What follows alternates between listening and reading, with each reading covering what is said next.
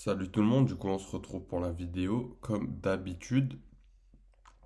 Donc on voit que le prix actuellement part vraiment à la hausse. On va juste regarder la bougie daily. Pardon. Du coup on a eu ce retour comme attendu dans l'imbalance daily H4 plus réaction au market shift, ce qui nous a donné la grosse hausse. Donc je pense que on va continuer sur ce rythme jusqu'à ce qu'on ait de nouveaux scénarios baissiers. Mais pour l'instant, du coup, voilà. La session US, elle était ici, là-dedans, donc il s'est rien passé de fou. J'ai rien pris hier, il n'y avait rien d'intéressant. On a toujours ce gap juste ici. On va juste changer de nom, du coup, on va mettre gap en amont. Hop, ça sera plus simple. Ok.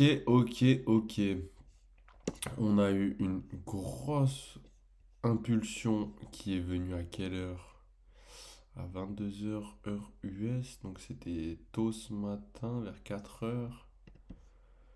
On va juste se noter notre petit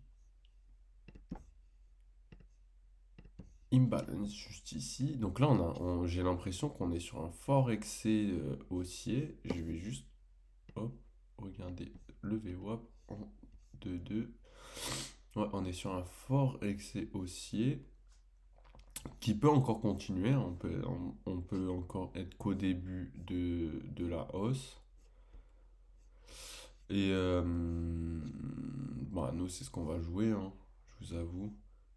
Hop, hop, hop. C'est ce qu'on va jouer, c'est ce qu'on va jouer. On a notre imbalance juste ici. Du coup, est-ce qu'on aura un retour ici? Je ne sais pas. Mais en tout cas, si on revient ici, on risque d'avoir une réaction. Hop, hop. Et donc, on a nos 50% juste ici qui pourraient nous amener à une potentielle réaction. Donc, typiquement,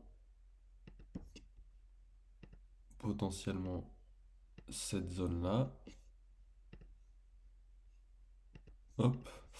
Et si on va vraiment dans un excès, on pourrait revenir sur ces deux niveaux-là de 62% et OTE euh, pour une potentielle continuation. Maintenant, je vois pas vraiment de scénario vendeur.